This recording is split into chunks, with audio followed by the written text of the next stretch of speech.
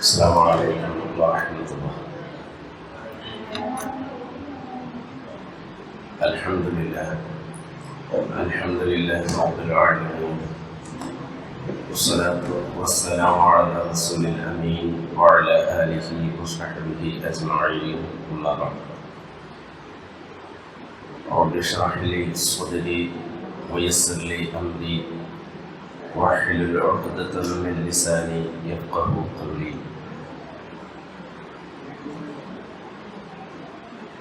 പ്രിയപ്പെട്ട മജ്‌ലിസുൽ ഖുർആൻ പഠിതാക്കളെ,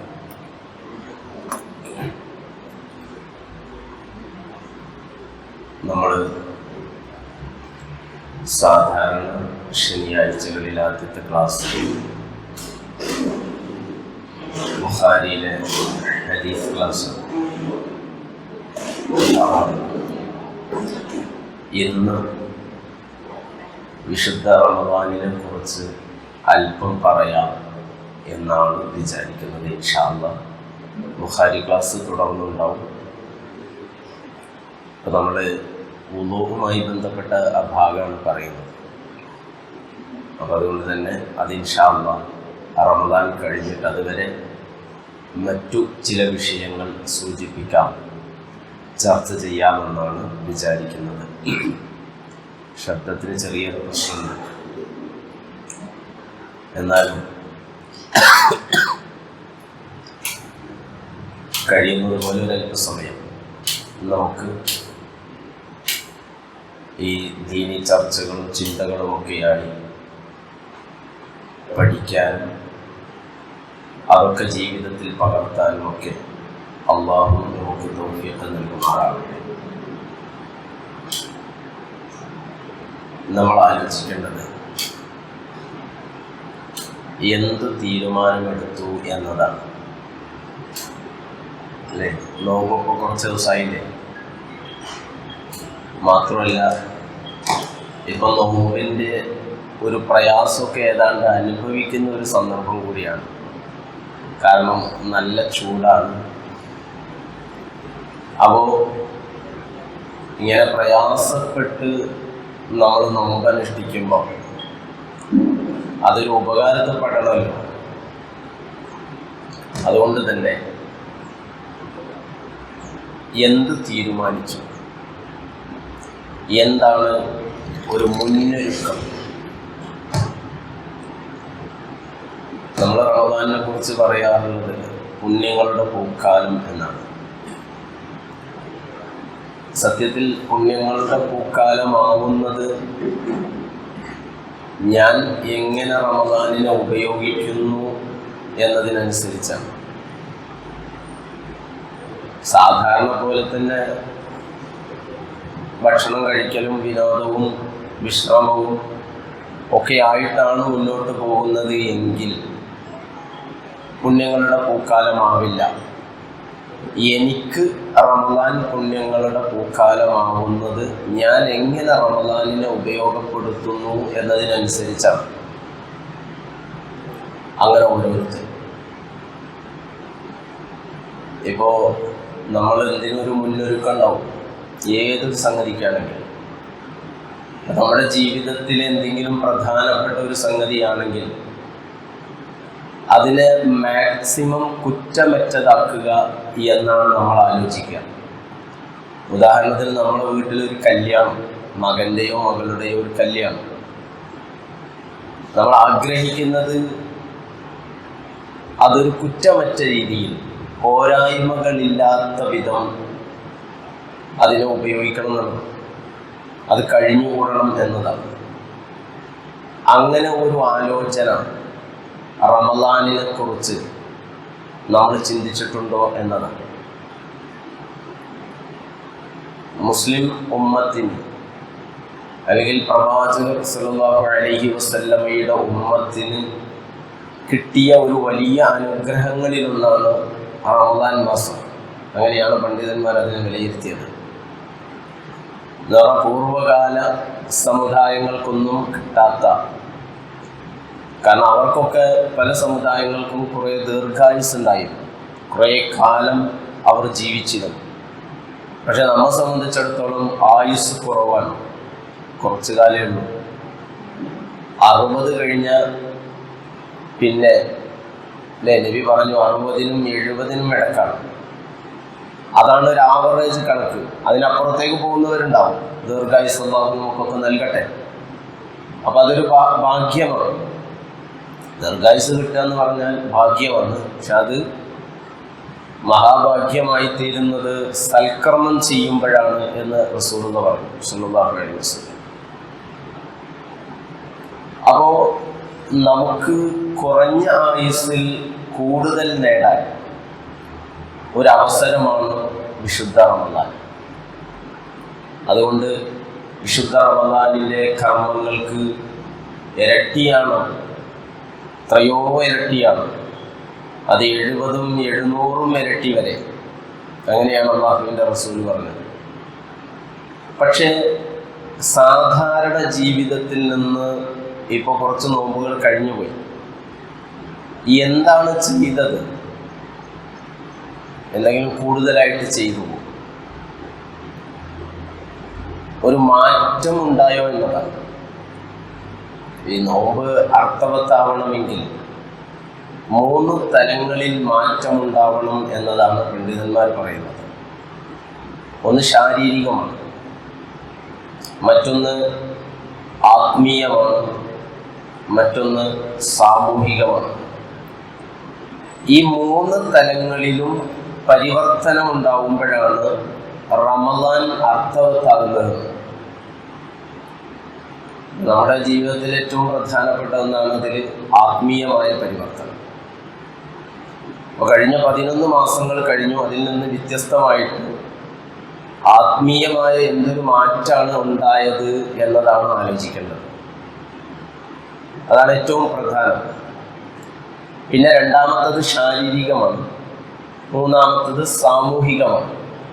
ഈ 3 മാറ്റവും കിട്ടിയിട്ടുണ്ടോ? ഒക്കെ ഒരുപാട് നോമ്പ് നമ്മുടെ ജീവിതത്തിൽ കഴിഞ്ഞുപോയി. നമുക്കൊക്കെ 30, 40, 50, 60 ഒക്കെ വയസ്സായി എന്ന് പറഞ്ഞാൽ അത്രയും നോമ്പ് നമ്മുടെ ജീവിതം, അത്രയും റമദാൻ മാസങ്ങൾ നമ്മളിലൂടെ കടന്നുപോയി. എന്നിട്ട് എന്ത് മാറ്റമാണ് ഉണ്ടായത് എന്നതാണ്. കാരണം ഇതൊക്കെ നമ്മൾ ചെയ്യുന്നത് സ്വർഗം കിട്ടാനാണല്ലോ. എങ്കിൽ സ്വർഗം കിട്ടുമോ?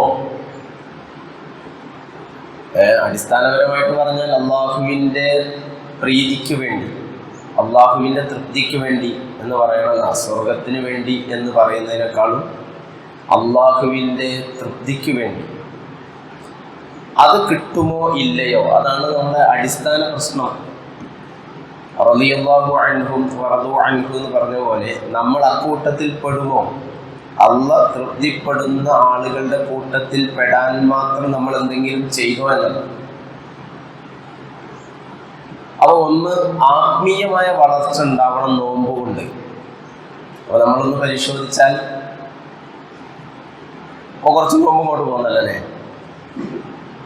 അപ്പോൾ നോമ്പ് നോറ്റാൽ നോമ്പ് കൊണ്ട് എന്തുണ്ടാവണം? ആത്മീയമായ വളർച്ച ഉണ്ടാവണം എന്ന് പറഞ്ഞാൽ അതിനാണ് ഖുർആൻ എന്ത് പറഞ്ഞത്? നോമ്പ് കൊണ്ട് കിട്ടേണ്ട ഗുണം എന്താണെന്ന് പറഞ്ഞു. ലഅല്ലക്കും തത്തഖൂൻ. നമ്മളൊക്കെ പഠിച്ചതാണ് അല്ലേ, പഠിച്ചതല്ലേ? എന്താ ലഅല്ലക്കും തത്തഖൂൻ എന്ന് പറഞ്ഞാൽ? സൂക്ഷ്മത, തഖ്വ. നമ്മൾ അങ്ങനെയാ പറയുക. അതിന് തഖ്വ എന്ന് പറഞ്ഞാൽ എല്ലാവർക്കും പെട്ടെന്ന് മനസ്സിലായി. ഈ സൂക്ഷ്മത എന്നതാണ് മലയാള ഭാഷാർത്ഥമെങ്കിലും നമുക്ക് കുറച്ചുകൂടി ഒരു ഇത് തോന്നുക അല്ലേ? ഒരു തഖ്വ, ഏതൊരു തഖ്വല്ല അല്ലെ, നല്ല തഖ്വ ഉണ്ട്, തഖ്വ ഉണ്ടാവണം, അങ്ങനെ നമ്മൾ പറയാം. തഖ്വ എന്ന് പറയാം. തഖ്വ ഉണ്ടാവാനാണ് നോമ്പ് വിളിക്കുന്നത്. അപ്പൊ നോമ്പ് നോറ്റാൽ എന്ത് കിട്ടണം?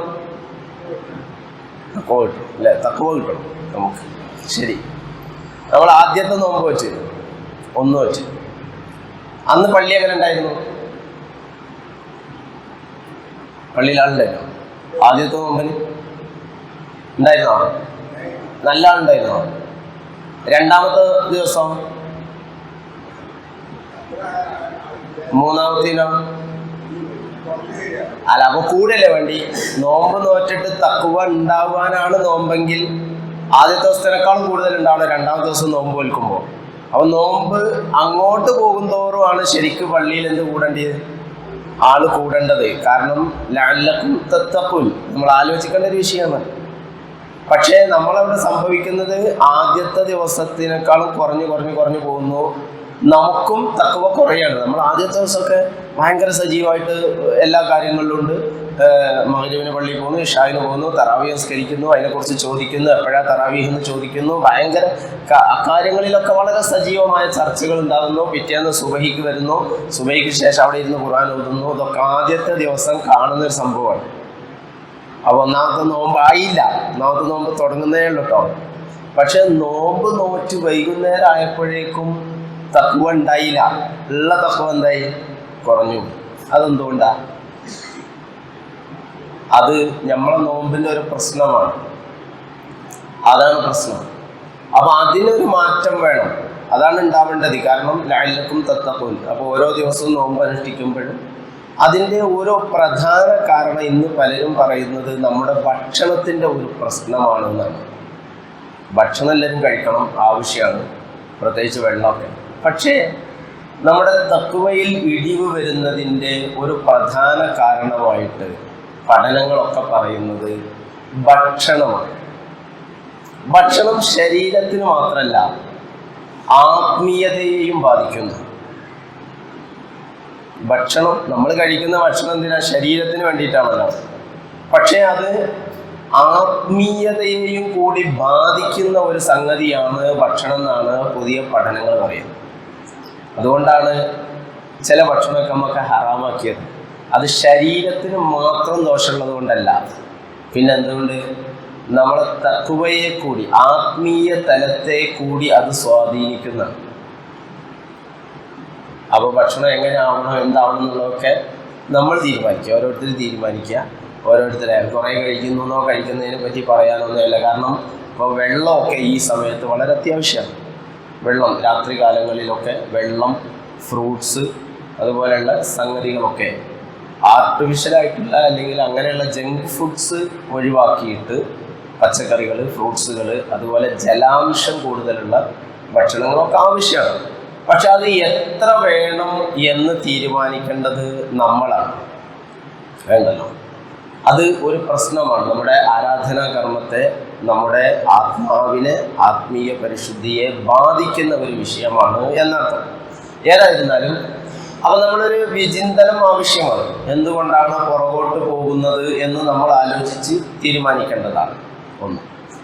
അപ്പോൾ ആത്മീയമായ ഒരു മുന്നേറ്റം എങ്ങനെയാണ് കിട്ടുക? ഒന്നാമത് കിട്ടേണ്ട ഗുണമാണ് ഞാൻ പറഞ്ഞു വരുന്നത്, ആത്മീയമാണ്. എങ്കിൽ എങ്ങനെയാണ് ആത്മീയമായ ഒരു ഗുണം കിട്ടുക? അത് കിട്ടണം എന്നാണ്. അപ്പോൾ നോമ്പാണെങ്കിലും അല്ലെങ്കിലും കിട്ടണം. പക്ഷെ നോമ്പ് കൊണ്ട് പ്രത്യേകമായിട്ട് അത് കിട്ടണം. കാരണം വനഫ്സിൻ വമാ സവ്വാഹ ഫഅൽഹമഹാ ഫുജൂറഹാ വതഖ്വാഹ ഖദ് അഫ്ലഹ മൻ സക്കാഹ. അല്ലേ? ഈ ആത്മാവ് എന്ന് പറയുന്നത് അത് നമുക്കിപ്പോഴും മനസ്സിലാകാത്തൊരു കാര്യമാണ്, പഠിച്ച് തീരാത്തൊരു സംഗതിയാണ്. എത്ര പഠിച്ചാലും ഒരു തീരുമാനത്തിലെത്താൻ കഴിയില്ല. ആത്മാവ്, റൂഹ് എന്ന് പറയുന്നത്, കാരണം നബിനോട് ചോദിച്ചപ്പോൾ അള്ളാഹ് പറഞ്ഞത് റൂഹ് മിൻ അംരി റബ്ബി, നിന്റെ റബ്ബിൻ്റെ അടുക്കലാണ് അക്കാര്യം. അത് മനുഷ്യന് ഒരു തീരുമാനത്തിലെത്താൻ കഴിയാത്തൊരു സംഗതിയാണ്.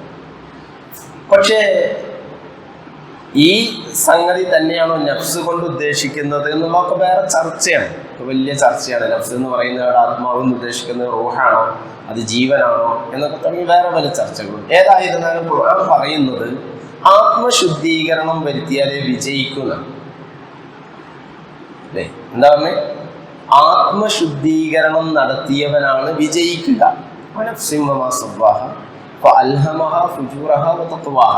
ഈ ആത്മാവിൽ എന്തുണ്ട്? തിന്മയുണ്ട്, നന്മയൊക്കെ ഉണ്ട്. അത് അല്ലാഹ് നിക്ഷേപിച്ചതാണ്. മനുഷ്യന്റെ ഒരു രൂപമാണത്, മനുഷ്യന്റെ സൃഷ്ടിപ്പ് അങ്ങനെയാണ്. എന്നിട്ട് പറയാണ് അത് അഫ്ലഹ മൻ സക്കാഹ, അതിനെ പരിശുദ്ധിപ്പെടുത്തിയവനാണ് വിജയിക്കുക എന്ന് പറയുന്നത്. അപ്പൊ എങ്ങനെ അത് പരിശുദ്ധപ്പെടുത്തുക? എങ്ങനെ ആത്മാവ്? നിങ്ങൾ കുറേ കാലം ആത്മശുദ്ധീകരണം, അല്ലേ, നമ്മളിങ്ങനെ കുറേ പറയാറില്ലേ, എല്ലാ കൊല്ലം പറയാറില്ലേ? എങ്ങനെ ആത്മാവിനെ ശുദ്ധീകരിക്കുക? എങ്ങനെ? സ്മരണ കൊണ്ട്. അലാ ബിദിക്രില്ലാഹി തത്മഇന്നുൽ ഖുലൂബ്. നല്ലൊരു മറുപടിയാണ്. അപ്പോൾ അതിനെക്കുറിച്ച് നമ്മളൊന്ന് പഠിക്കേണ്ടതുണ്ട്. കാരണം ഈ നമുക്ക് അവയവങ്ങളെ നമുക്ക് ശുദ്ധീകരിക്കാം. നമ്മളിപ്പോൾ മനുഷ്യൻ്റെ പാർട്ടുകളെ കയ്യും കാലമൊക്കെ നമ്മൾ ശുദ്ധീകരിക്കല്ലേ? എങ്ങനെ ശുദ്ധീകരിക്കല്? വെള്ളം കൊണ്ട് കഴുകിയിട്ട് നമ്മൾ ശുദ്ധീകരിക്കും നമ്മുടെ കയ്യും കാലും മുഖവും ഒക്കെ. പക്ഷെ ആത്മാവിനെ നമ്മൾ എങ്ങനെയാണ് ശുദ്ധീകരിക്കുക എന്നുള്ളത് നമ്മൾ ചോദിക്കേണ്ട ഒരു സംഗതിയാണ്. നമ്മൾ സ്വന്തത്തോട് ചോദിക്കണം, അതിനെക്കുറിച്ച് പഠിക്കണം. അതാണ് ഈ ഖുർആനിൻ്റെ ഒരു പ്രത്യേകത. ഖുർആൻ പൂർണ്ണമായിട്ടൊരു സംഗതി പറയൂല. കാരണം അത് പറഞ്ഞു തീർക്കാൻ കഴിയില്ല. അപ്പോൾ പിന്നെന്ത് ചെയ്യണം? നമ്മൾ പഠിക്കണം അവിടെ നിന്ന് അങ്ങോട്ട്. ഇവിടെ പറയുന്നത് അത് അഫ്ലഹ മൻ സക്കാഹ, ആത്മാവിനെ പരിശുദ്ധിപ്പെടുത്തിയവനെ വിജയിക്കുന്ന ഖുർആൻ പറഞ്ഞു. എന്നാ പിന്നെ അത് എങ്ങനെയാണ് പരിശുദ്ധപ്പെടുത്തേണ്ടതെന്ന് പറഞ്ഞു തരണ്ടേ? ഉണ്ട്, പക്ഷെ അത് നമ്മൾ കണ്ടെത്തണം. ഖുർആനിൽ നിന്ന് ഇതിൻ്റെ കൂടെ തന്നെ പറഞ്ഞില്ല ഇങ്ങനെയൊക്കെ ചെയ്താലാണ് നിങ്ങൾ ആത്മാവ് പരിശുദ്ധമാവുക എന്ന് പറഞ്ഞിട്ടില്ല. ഇത്രേ പറഞ്ഞിട്ടുള്ളൂ, അത് അഫ്ലഹ മൻ സക്കാഹ വഖദ് ഖാബ മൻ ദസ്സാഹ.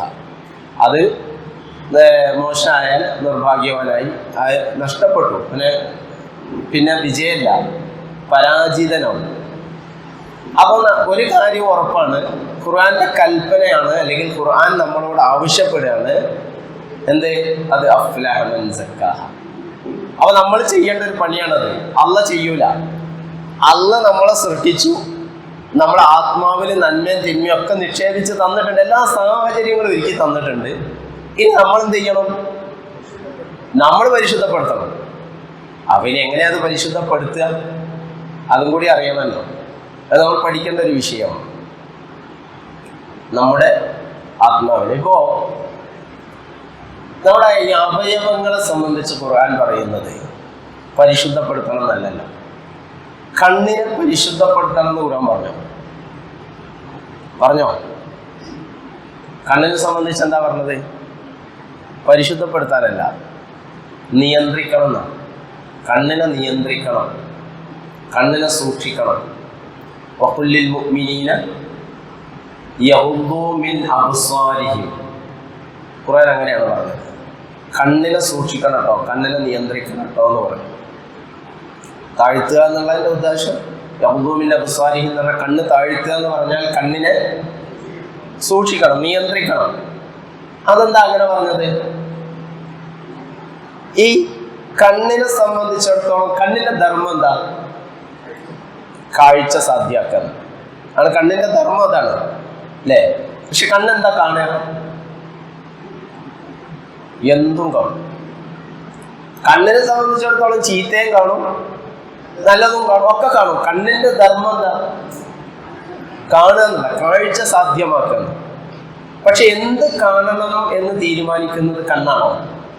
അല്ല, ആരാ? മനസ്സ്. അപ്പോ എന്ത് കാണണം എന്ന് തീരുമാനിക്കുന്നിടത്താണ് പ്രശ്നം, കാണുന്നിടത്തല്ലല്ലോ പ്രശ്നം, അല്ലേ? കണ്ണിനെ സംബന്ധിച്ചിടത്തോളം നല്ലത് ചീത്ത എന്നുള്ള വേർതിരിവൊന്നുമില്ല. കണ്ണിനെ സംബന്ധിച്ചിടത്തോളം ഇത് നല്ലതാണ്, ഇത് ചീത്തയാണ്, ഇത് ഞാൻ കാണാൻ പാടില്ല. അതെന്തിനുണ്ട്? അത് മനസ്സിനാണ്. അതുകൊണ്ടാണ് നമ്മളോട് പറഞ്ഞത് കുല്ലിൽ മുഅ്മിനീന യഗ്ദൂ മിൻ അബ്സാരിഹിം. പെണ്ണുങ്ങളോടും പറഞ്ഞു കുല്ലിൽ മുഅ്മിനാത്തി യഗ്ദൂന മിൻ അബ്സാരിഹിൻ. ഇങ്ങനെ പറഞ്ഞു. അങ്ങനെ എല്ലാ കാര്യങ്ങളും യാ അയ്യുഹല്ലദീന ആമനു തഖുല്ലാഹ വഖൂലു ഖൗലൻ സദീദൻ. എന്താ പറയാൻ പറഞ്ഞേ? നല്ലത് പറയണം, നല്ലത് പറയണേ. നാവെന്നും പറയും. നമ്മൾ കേൾക്കല്ലേ പല മനുഷ്യന്മാരും പലതും പറയുന്നത്. നാവിന്റെ ധർമ്മം എന്താ? സംസാരിക്കുക, സംസാരശേഷി സാധ്യമാക്കുക എന്നാണ് അതിന്റെ ധർമ്മം. നമുക്കെന്തും പറയാം. നല്ലത് പറയുന്നത് നല്ലത് പറയാം, ഖുർആൻ ഓതുന്നത് ദിക്ർ പറയുന്നത് ദിക്ർ പറയാം, തോന്നിയാസം പറയുന്നത് തോന്നിയാസം പറയാം, പ്രശ്നമല്ല. നാവിനെ സംബന്ധിച്ചിടത്തോളം അതൊരു വിഷയമല്ല. പക്ഷേ എന്തു പറയണം എന്ന് തീരുമാനിക്കുന്നത് ആരാ? മനസ്സ് ആണ്. ഖുലു ഖൗലൻ സദീദ, നിങ്ങൾ നല്ലത് പറയണേ എന്ന് പറഞ്ഞു. പിന്നെ അതുമായി ബന്ധപ്പെട്ട ഹദീസുകളൊക്കെ ഉണ്ടല്ലോ. ഒന്നൊരിക്കൽ നിങ്ങൾ എന്ത് ചെയ്യുക? നല്ലത് പറയുക, അല്ലെങ്കിൽ മിണ്ടാതിരിക്കുക. കേട്ടോ, മിണ്ടാതിരിക്കുക. അതിന് സല്ലല്ലാഹു അലൈഹി വസല്ലം തങ്ങൾ പറഞ്ഞ ഹദീസാണ് വളരെ അർത്ഥവത്തായ ഒരു ഹദീസാണ്. അതുകൊണ്ട് ഉമർ റളിയല്ലാഹു അൻഹു പറഞ്ഞത്, പറയാതെ പോയതിൻ്റെ പേരിൽ ഞാൻ ഖേദിക്കേണ്ടി വന്നിട്ടില്ല, പറഞ്ഞതിൻ്റെ പേരിലേ ഞാൻ ഖേദിക്കേണ്ടി വന്നിട്ടുള്ളൂ. അതൊരു വലിയ വർത്തമാനമാണ് പറയുന്നത്. നാവ് വല്ലാത്തൊരു സംഗതിയാണ്. കാരണം പിന്നെ അത് തിരിച്ചെടുക്കാൻ കഴിയില്ലല്ലോ, പറഞ്ഞു പോയ സംഗതി. അതുകൊണ്ടാണ് അല്ലാഹുവിൻ്റെ റസൂൽ പറഞ്ഞത്, ഒന്നൊരിക്കൽ പറയുമ്പോൾ ആലോചിക്കണം, നല്ലതാണോ പറയുന്നത് ആലോചിക്കണം. പറയുകയാണെങ്കിൽ നല്ലത് പറയും, അല്ലെങ്കിൽ ഏറ്റവും ഉചിതം മിണ്ടാതിരിക്കണം എന്ന് പറഞ്ഞു. അങ്ങനെ ഓരോന്നും കാതിനെ സംബന്ധിച്ചിടത്തോളം കേൾക്കുക എന്നുള്ളതാണ്. പക്ഷെ എന്ത് കേൾക്കണം എന്നുള്ള കാതിൻ്റെ വിഷയമല്ല. കാത് നല്ലതും കേൾക്കും, ചീത്തയും കേൾക്കും, പാട്ടും കേൾക്കും, പ്രസംഗവും കേൾക്കും, ഒക്കെ കേൾക്കും. പക്ഷെ എന്തു കേൾക്കണം എന്ന് തീരുമാനിക്കുന്നത് മനസ്സാണ്. അപ്പൊ ഖദ് അഫ്ലഹ മൻ സക്കാഹ എന്ന് പറഞ്ഞതിൽ എന്തോ കാര്യമുണ്ടല്ലേ? കാരണം അങ്ങനെ സംസ്കരിക്കപ്പെട്ട ഒരു മനസ്സിന്റെ ഉടമയാണെങ്കിൽ അയാൾ കേൾക്കൽ എന്തായിരിക്കും? നല്ലതായിരിക്കും. അയാൾ കാണുന്നത് എന്തായിരിക്കും? നല്ലതായിരിക്കും. അയാൾ വായിക്കുന്നത് എന്തായിരിക്കും? നല്ലതായിരിക്കും. അപ്പോൾ കൽപ്പന വരുന്നത് മനസ്സിനെ ശുദ്ധീകരിക്കാനാണ്. മറ്റു അവയവങ്ങളൊക്കെ, ബാഹ്യാവയവങ്ങളൊക്കെ ശുദ്ധീകരിക്കാനല്ല, നിയന്ത്രിക്കാൻ. അപ്പം ഇതൊരു റിലേറ്റഡായ ഒരു സംഭവമാണ്, നമ്മുടെ മനസ്സുമായി റിലേറ്റഡായ ഒരു സംഭവമാണ്. ഏത്? ഈ കാഴ്ചയും ഈ കേൾവിയും ഒക്കെ. അപ്പോൾ എന്തിനാണ് മനസ്സ് ശുദ്ധീകരിച്ചാലേ വിജയിക്കൂ എന്ന് പറഞ്ഞതെന്ന് മനസ്സിലായില്ലേ? നമ്മൾ പറയുന്നത് നന്നാവണമെങ്കിലും, നല്ലത് കേൾക്കണമെങ്കിലും, നല്ലത് വായിക്കണമെങ്കിലും ഒക്കെ എന്തായിരിക്കണം? അത് അഫ്ലഹ മൻ സക്കാഹ, ആ മനസ്സിനെ പരിശുദ്ധപ്പെടുത്താലേ എന്നാണ്. ശരി, ഇനി എങ്ങനെ പരിശുദ്ധപ്പെടുത്തുക എന്നുള്ളതാണോ? ഒരു ഉദാഹരണം പറയാം. നമ്മുടെ തലച്ചോറിനെ, നമ്മുടെ ബ്രെയിൻ, തലച്ചോറിനെ നമ്മളൊരു ഫാക്ടറി ആയിട്ട് സങ്കല്പിക്കാം. ഒരു ഫാക്ടറിയിൽ നിന്ന് നമുക്ക് എന്ത് കിട്ടും? ഒരു പ്രൊഡക്റ്റ്, അല്ലെ? ഒരു ഉൽപ്പന്നം കിട്ടും. ഒരു ഫാക്ടറി ആണെങ്കിൽ ആ ഫാക്ടറിയിൽ നിന്ന് ഉൽപ്പന്നം കിട്ടണമെങ്കിൽ ആ ഫാക്ടറിക്ക് എന്ത് വേണം? മെറ്റീരിയൽ, റോ മെറ്റീരിയലുകൾ വേണം. അതിൽ സംശയമൊന്നുമില്ലല്ലോ. ഈ റോ മെറ്റീരിയലിന്റെ ക്വാളിറ്റി നന്നായാൽ പ്രൊഡക്റ്റ് എന്താവും? നന്നാവും. അത് ലോക്കലാണെങ്കിലോ സാധനം കിട്ടുന്ന പ്രൊഡക്റ്റും മോശം. ഓക്കെയാണ് അല്ലേ? എങ്കിൽ നമ്മുടെ തലച്ചോറ് ഫാക്ടറിയാണെന്ന് സങ്കല്പിക്കുക എന്ന് പറഞ്ഞു. എങ്കിൽ ആ ഫാക്ടറി തരുന്ന ഉൽപ്പന്നം എന്തായിരിക്കും? തലച്ചോറിന് കിട്ടുന്ന ഉൽപ്പന്നം എന്താ? ഏറ്റവും പ്രധാനപ്പെട്ട ഒരു ഉൽപ്പന്നം തലച്ചോറ് നൽകുന്ന ചിന്ത. യെസ്, തോട്ട്, ചിന്തയാണ്. ഈ ചിന്ത കിട്ടണമെങ്കിൽ ഇതിനെന്ത് കൊടുക്കണം? നമ്മള് ഫാക്ടറിയിലേക്ക് എന്ത് കൊടുക്കണം? റോ മെറ്റീരിയൽ കൊടുക്കണം. ഈ റോ മെറ്റീരിയൽ എന്താണ്? നമ്മൾ തലച്ചോറിന് കൊടുക്കുന്ന റോ മെറ്റീരിയൽ എന്താണ്? അത് നമ്മുടെ പഞ്ചേന്ദ്രിയങ്ങൾ വഴി എന്താണോ കിട്ടുന്നത് അതാണ്, അല്ലേ? അത് നമ്മൾ സ്കൂളിലൊക്കെ പഠിച്ചതാണ്, അല്ലേ? പഞ്ചേന്ദ്രിയങ്ങൾ വഴി കിട്ടുന്ന സാധനമാണ് തലച്ചോറിൽ ചെന്നിട്ട് അവിടുന്ന് പിന്നെ അങ്ങോട്ട് ഒരു ചിന്ത തരുന്നത്, നമുക്കൊരു തോട്ട് ഉണ്ടാകുന്നത്. അപ്പൊ തലച്ചോറാകുന്ന ഫാക്ടറിയിലേക്ക് നമ്മൾ കൊടുക്കുന്ന റോ മെറ്റീരിയൽ നന്നാവണം. അതെന്താണ്? അതൊന്ന് കാണലാണ്, മറ്റൊന്ന് കേൾക്കലാണ്. ഇതൊക്കെ ഇൻപുട്ടുകളാണ്. ഔട്ട്പുട്ടാണ്. നാവും കൈയൊക്കെ പിന്നീട് ഔട്ട്പുട്ടാണ്. അപ്പോ ഇത് ഏറ്റവും പ്രധാനപ്പെട്ട ഒരു സംഗതിയാണ്. ഒന്ന് കാഴ്ച, രണ്ട് കേൾവി. ഇതിലൂടെ എന്ത് പോകുന്നോ അതാണ് നമ്മൾ നമ്മുടെ തലച്ചോറിന് നൽകുന്ന റോ മെറ്റീരിയൽ. അത് നന്നായാൽ നമ്മളെ ചിന്ത എന്താവും? നല്ല ചിന്ത. അപ്പോ അതുകൊണ്ടാണ് വിശുദ്ധ ഖുർആൻ എടുത്ത് പറയുന്നത്, വലാ തഖഫു മാ ലൈസ ലക ബിഹി ഇൽം ഇന്ന സമഅ വൽ ബസറ വൽ ഫുആദ കുല്ലു ഉലൈക കാന അൻഹു മസ്ഊല. അത് വലിയൊരു വിഷയമാണ്. വലാ തഖഫു മാ ലൈസ ലക ബിഹി ഇൽം. അറിയാത്ത കാര്യത്തിന്റെ പിന്നാലെ കൂടരുത്. നിനക്കറിയാത്ത കാര്യത്തിന്റെ പിന്നാലെ കൂടിയിട്ട് അബദ്ധത്തിൽ ചെന്ന് ചാടണ്ട. കാരണം ഇന്ന സമഅ, സമഅ എന്താ? കേൾവി. വൽ ബസറ വൽ ഫുആദ്, ഫുആദിന് മനസ്സ്, ഹൃദയം എന്നൊക്കെ അർത്ഥം കൊടുത്തിട്ടുണ്ടെങ്കിലും ആധുനിക മുഫസ്സിറുകളൊക്കെ പറയുന്നത് ഫുആദ് അവൻ്റെ ചിന്തയാണ്. അതും എന്ത് ചെയ്യപ്പെടും? ചോദ്യം ചെയ്യപ്പെടും. അപ്പം അത് റിലേറ്റഡ് ആണ്. അപ്പോൾ ഒരാള് നിരന്തരം എന്താണോ റീഡ് ചെയ്യുന്നത്, കണ്ടുകൊണ്ടാണോ റീഡ് ചെയ്യുക, അല്ലെങ്കിൽ എന്താണോ കേൾക്കുന്നത്, അല്ലെങ്കിൽ അയാൾ കാണുന്ന വിഷ്വൽ എന്താണ്, അതാണ് റോ മെറ്റീരിയൽ. അത് നന്നായാൽ നമ്മുടെ തോട്ട് എന്താവും? നന്നാവും. അങ്ങനെയാണ് നമ്മുടെ ആത്മാവിനെ സംസ്കരിക്കുക. അപ്പം മോശമായതാണ് ഒരാൾ നിരന്തരം, അത് ഇപ്പം നിങ്ങൾ ആലോചിച്ചോക്ക്, നിരന്തരം ഒരു തീവ്രവാദപരമായ തന്നെ ഒരാൾ കാണുകയും കേൾക്കുകയും ചെയ്ത അയാൾ ചിന്ത എന്തായിരിക്കും? അങ്ങനെ ആയിരിക്കും അല്ലേ? നമ്മൾ കേട്ടില്ലേ?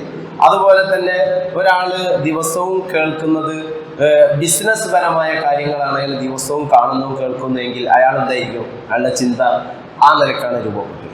എന്നാൽ ഒരാൾ നിരന്തരം തെറ്റായ കാര്യങ്ങൾ, കൊലപാതകങ്ങൾ, അത് ഇത് ഇങ്ങനെയുള്ള കാര്യങ്ങളാണ് കാണുന്നതും കേൾക്കുന്നതും എങ്കിൽ അയാൾ ആ രൂപത്തിലായിരിക്കും അയാളുടെ ചിന്ത വരിക. ചിന്ത രൂപപ്പെടുന്നതിൽ നമ്മൾ കാണുന്നതിനും കേൾക്കുന്നതിനും വലിയ പ്രാധാന്യമുണ്ട് എന്നർത്ഥം. അതുകൊണ്ടാണ് ചില കുട്ടികളൊക്കെ ഈ തർക്കുത്തരം പറയും, വല്ലാതെ തർക്കുത്തരം പറയും ചെറിയ കുട്ടികളൊക്കെ. അതെന്തുകൊണ്ടാണ്? കുട്ടികൾ കാണുന്ന വീഡിയോസുകൾ അധികം എന്തായിരിക്കും? അങ്ങനത്തതായിരിക്കും അല്ലേ? അങ്ങനെ കുറേ ചാനലുകളുണ്ട് കുട്ടികൾക്കായിട്ട്, കുറേ ചാനലുകൾ യൂട്യൂബുകളിലുണ്ട്. അതിൽ തർക്കുത്തരം പറയുന്ന കഥാപാത്രങ്ങളുള്ള ഈ വീഡിയോസുകളായിരിക്കും ഈ കുട്ടികളൊക്കെ അധികവും കാണാം. അങ്ങനത്തെ കുട്ടികൾ പറയുന്ന വർത്തമാനവും അങ്ങനത്തതായിരിക്കും. വേണമെങ്കിൽ നമ്മളെ വീട്ടിലൊക്കെ ഉള്ള കുട്ടികളെ നിരീക്ഷിച്ചാൽ അറിയാൻ കഴിയും. ഇനി ഇതിന് നല്ലത് കൊടുക്കാൻ എന്തെങ്കിലും മാർഗമുണ്ടോ എന്നുള്ളതാണ് നമ്മൾ ആലോചിക്കേണ്ടത്. ഉണ്ടോ? അതിനാണ് പടച്ചോൻ നമുക്കൊരു ഗ്രന്ഥം തന്നത്. അതുകൊണ്ടാണ് പ്രഭാതത്തിലൊക്കെ ഇതേറെ പാരായണം ചെയ്യണമെന്ന് പറയുന്നത്. രാവിലെ എഴുന്നേറ്റ് വന്നാൽ തന്നെ നല്ലത് കിട്ടാൻ, നല്ലത് കാണാൻ, നല്ലത് കേൾക്കാൻ. അങ്ങനെയാണ് നിരന്തരം നിങ്ങൾ പോകുന്നത് എങ്കിൽ നമ്മുടെ ആത്മാവ് എന്താവും? നമ്മുടെ ചിന്ത എന്താവും? നന്നാവും. അതിലൂടെ നമ്മുടെ ആത്മാവ് ശുദ്ധീകരിക്കപ്പെടും. അപ്പം ഇതൊക്കെ റിലേറ്റഡ്. നമ്മളെ ഈ ബാഹ്യമായ അവയവങ്ങളുടെ പ്രവർത്തനവും ആത്മാവും തമ്മിൽ റിലേറ്റഡാണ്. അങ്ങനെയാണ് നന്നാക്കിയെടുക്കുക. അങ്ങനെ നന്നാക്കിയെടുക്കുമ്പോൾ പിന്നെ താനെ നന്നാവും. അങ്ങനെ റൊട്ടേഷനാണ്. ആദ്യം ഇങ്ങനെ നല്ലത് ഇങ്ങനെ കൊടുത്താൽ ആത്മാവ് ശുദ്ധീകരിക്കും, ആത്മാവ് ശുദ്ധീകരിച്ചാൽ പിന്നെ നല്ലതേ വരും. അതിങ്ങനെ. അതുകൊണ്ടാണ് നമ്മൾ വെള്ളിയാഴ്ചത്തെ ഖുതുബ കേൾക്കാൻ പോകണം എന്ന് നിർബന്ധമാക്കിയത്. ആഴ്ചയിൽ ഒരു ദിവസമെങ്കിലും ഈ നല്ലതിങ്ങനെ കേൾക്കണം. അതെല്ലാവർക്കും നിർബന്ധമാണ്. അപ്പോൾ എല്ലാം പഠിച്ച ഒരു പണ്ഡിതൻ നമ്മുടെ നാട്ടിലുണ്ടെങ്കിലും അയാൾ ഖുതുബക്ക് പോലെ നിർബന്ധമാണ്. എന്താ കാരണം? ഞാൻ ഇതൊക്കെ പഠിച്ചാളാന്ന് പറഞ്ഞിട്ട് മാറിക്കാൻ പറ്റില്ല. അതിങ്ങനെ കേൾക്കണം നിരന്തരം. മനുഷ്യനിങ്ങനെ നിരന്തരം ഇങ്ങനെ കേൾക്കുമ്പോൾ, നല്ലതിങ്ങനെ കേൾക്കുമ്പോൾ മനുഷ്യൻ്റെ ചിന്ത നന്നാവും. ചിന്ത നന്നാവുമ്പോൾ പ്രവർത്തനം നന്നാവും. അല്ലേ? ഖൂലു ഖൗലൻ സദീദ. എന്ത് പറയണം? നല്ലത് പറയണം. ഇന്നെന്താ അതിൻ്റെ ഗുണം? ശേഷം പറയുന്നു, യുസ്ലിഹ് ലക്കും അഅ്മാലക്കും വയഗ്ഫിർ ലക്കും ദുനൂബക്കും. അതാണ് നല്ലത് തന്നെയാണ് നിങ്ങൾ പറയുന്നത്. യുസ്ലിഹ് ലക്കും അഅ്മാലക്കും, നിങ്ങളെ പ്രവർത്തനം നന്നാക്കുക. അത് ഓട്ടോമാറ്റിക്കായിട്ട് സംഭവിക്കും. നമ്മൾ ചീത്തയാണോ കേൾക്കുന്നതും ചീത്തയാണോ പറയുന്നതും നമ്മളെ പ്രവർത്തനം എന്തായിരിക്കും? ചീത്തയായിരിക്കും. യുസ്ലിഹ് ലക്കും അഅ്മാലക്കും. അപ്പോൾ നിങ്ങളെ പ്രവർത്തനം താനെ നന്നാവും. അത് അല്ലാഹ് നന്നാക്കി തരും. പക്ഷെ നല്ലത് പറയണം. ദേഷ്യം പിടിക്കുമ്പോഴേക്കും ചീത്ത പറയരുത്. ദേഷ്യം പിടിക്കുമ്പോൾ കോലം മാറരുത്. തോന്നിയാസം പറയരുത്. വേണ്ട. ദേഷ്യം പിടിച്ചാൽ തോന്നിയാസം പറയാമെന്നാണ് ചില ആൾക്കാരുടെ ഒരു ധാരണ. അതില്ല. അപ്പോൾ അങ്ങനെ ചീത്ത പറഞ്ഞാൽ നമ്മൾ പ്രവർത്തനം ചീത്തയാവും. അതേ സമയത്ത് നല്ലത് പറയുക. നല്ലത് പറഞ്ഞാൽ പ്രവർത്തനം നന്നാവും. പ്രവർത്തനം നന്നായാൽ യഗ്ഫിർലക്കും ദുനൂബക്കും, നമ്മളുടെ പാപങ്ങൾ അല്ലാഹു പുറത്തു. അപ്പോൾ ഈ മാസം നമ്മുടെ ആത്മാവിനെ പരിശുദ്ധപ്പെടുത്തണോ? വിശുദ്ധ ഖുർആൻ വായിക്കുക, വിശുദ്ധ ഖുർആനിലേക്ക് മടങ്ങുക. എന്നാൽ നമുക്ക് കുറേ നമ്മുടെ ചിന്ത നന്നാക്കാൻ കഴിയും. ചിന്ത നന്നായാൽ നമ്മുടെ വാക്കും പ്രവൃത്തിയൊക്കെ നന്നായി. അപ്പം ഇപ്പം നമ്മൾ റമദാനിൽ കുറച്ച് ദിവസം കഴിഞ്ഞു. എങ്ങനെയാണ് എൻ്റെ പ്രവർത്തനം? നമ്മൾ വേറെ ആരെയും വിലയിരുത്തേണ്ടല്ലോ. വേറെ ആരെയും വിലയിരുത്താനുള്ളവരല്ല നമ്മൾ. ഞാൻ എന്നെയാണ് വിലയിരുത്തേണ്ടത്. കാരണം എൻ്റെ ഇവിടുത്തെ ആത്മാവ് അങ്ങ് പിടിക്കപ്പെട്ടാൽ, ജീവനാണ്ട് പോയാൽ പിന്നെ ഞാൻ ഒറ്റക്കാണ്. പിന്നെ ആരൊക്കെ കൂടെ ഉണ്ടായിരുന്നു എന്നുള്ളതൊന്നും വിഷയമല്ല. പിന്നെന്താ നോക്കുക, എൻ്റെ കർമ്മങ്ങൾ, അതാണ് എനിക്ക് കൂട്ടിനുണ്ടാവുക. പ്രവാചകൻ സല്ലല്ലാഹു അലൈഹി വസല്ലം തങ്ങൾ പറഞ്ഞു, മരിച്ച് ഖബറിൽ വെച്ച് കഴിഞ്ഞാൽ ആളുകളൊക്കെ പോവും. പിന്നെ അവിടെ സുആല്, ചോദ്യങ്ങളുണ്ടാവും. അത് കഴിഞ്ഞാൽ നല്ല മനുഷ്യനാണെങ്കിൽ സ്വർഗത്തിൽ നിന്ന് ഒരു വാതിൽ തുറക്കുന്ന ഖബറിലേക്ക്. അപ്പൊ അവിടെ നിന്ന് ഒരാൾ വരും, സുന്ദരമായ ഒരു രൂപം. അപ്പൊ ഇദ്ദേഹം ചോദിക്കും, ആരാണ്? ഞാൻ നിങ്ങൾക്ക് കൂട്ടിയിരിക്കാൻ വന്നതാണ്. അപ്പോൾ നിങ്ങൾ ആരാണ്? നിങ്ങളുടെ കർമ്മങ്ങളാണ് എന്ന് പറയും എന്ന് പ്രവാചകർ സല്ലല്ലാഹു അലൈഹി വസല്ലം. പരവതാനി വിരിക്കും, സ്വർഗത്തിൽ നിന്നൊരു വാതിൽ തുറക്കും, സ്വർഗത്തിൻ്റെ പരിമളമുണ്ടാവും. എല്ലാ സ്വർഗീയമായതും അനുഭവിച്ച് ഈ വന്ന അമലുകൾ ഒരു രൂപത്തിൽ, ഒരു മനുഷ്യരൂപത്തിലോ അല്ലെങ്കിൽ എന്തെങ്കിലും ഒരു നല്ല രൂപത്തിൽ വരുന്ന ഈ സൽക്കർമ്മങ്ങൾ ഖിയാമത്ത് നാൾ വരെ അദ്ദേഹത്തിന് കൂട്ടായിട്ടുണ്ടാവുന്ന നേരം പോക്കായിട്ട്. എന്നാൽ നേരെ തിരിച്ചു പറയുന്നു അതേ ഹദീസിൽ, ഒരു മനുഷ്യൻ ചീത്ത കർമ്മങ്ങളായിട്ടാണ് പോകുന്നതെങ്കിൽ നരകത്തിൽ നിന്നൊരു വാതിൽ തുറക്കുന്നു, ഒരു വിരൂപമായ ഒരു രൂപത്തിൽ ഒരു വസ്തു വരുന്നു, അല്ലെങ്കിൽ ഒരാൾ വരുന്നു, അതാണ് അദ്ദേഹത്തിന് കൂട്ടുണ്ടാവുന്നത്. അപ്പം മരണശേഷം നമ്മൾ ഒറ്റക്കാണ്. അതിനെന്ത് ചെയ്യണം? ഇവിടെ നമ്മൾ മറ്റുള്ളവരെ നോക്കണ്ട, വേറെ ആളുകൾ എന്തൊക്കെ ചെയ്തു എന്നത് നമ്മളെ ബാധിക്കുന്ന വിഷയമല്ല.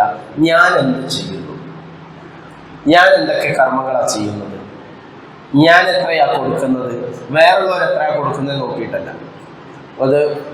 അപ്പോൾ ഒന്ന് ആത്മീയമാണ്, രണ്ട് ശാരീരികമാണ്. അവസാനിപ്പിക്കുകയാണ്, എല്ലാം പറയാൻ സമയം ഉണ്ടാവില്ല.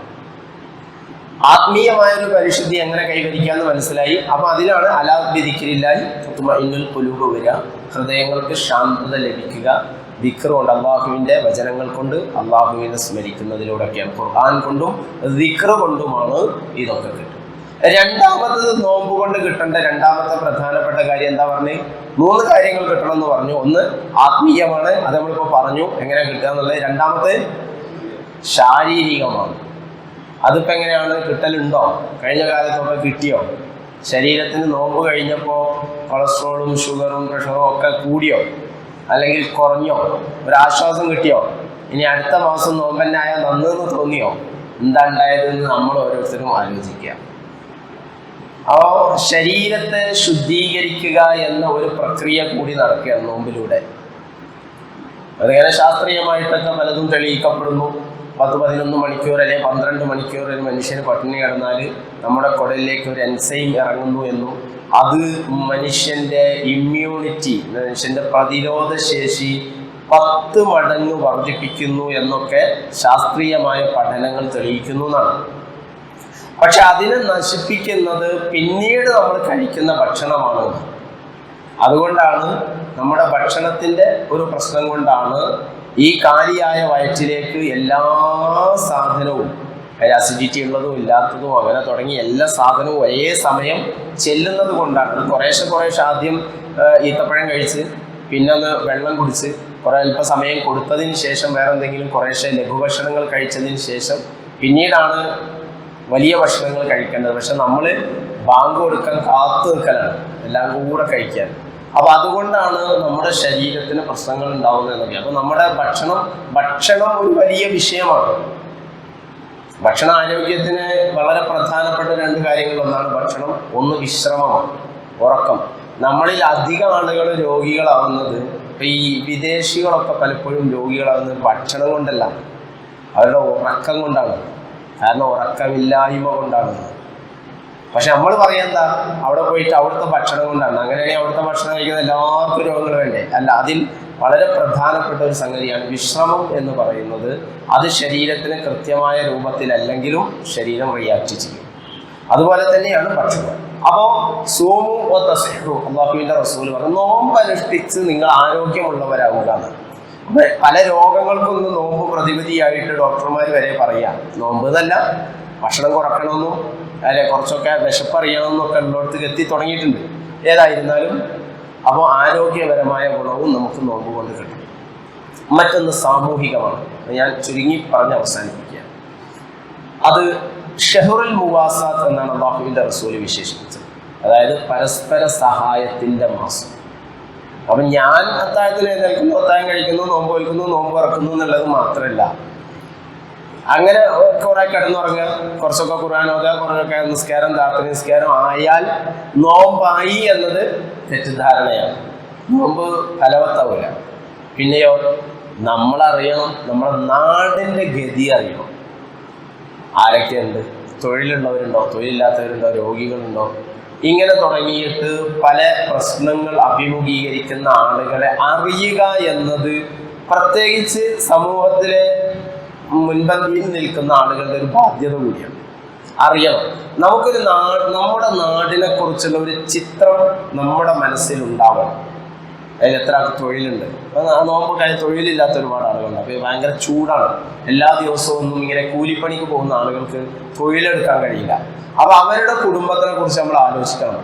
അവർക്ക് നോമ്പ് തുറക്കാനുണ്ടോ, അത്താഴം കഴിക്കാനുണ്ടോ, അങ്ങനെ ഉള്ള കാര്യങ്ങളൊക്കെ അറിയുക എന്നത്. അതുപോലെ ചാരിറ്റി പ്രവർത്തനങ്ങൾ നടത്തുന്ന സംഘടനകളുമായിട്ടൊക്കെ എന്തെങ്കിലും കൊടുക്കാൻ കഴിയുന്നതൊക്കെ പരമാവധി കൊടുക്കുക. ഇപ്പോൾ നമുക്കറിയാം, ഈ കോഴിക്കോട് മെഡിക്കൽ കോളേജിൻ്റെ അടുത്തൊക്കെ നോമ്പ് തുറയും അത്താഴമൊക്കെ കൊടുക്കുന്ന സന്നദ്ധ സംഘടനകളൊക്കെ ഉണ്ട്.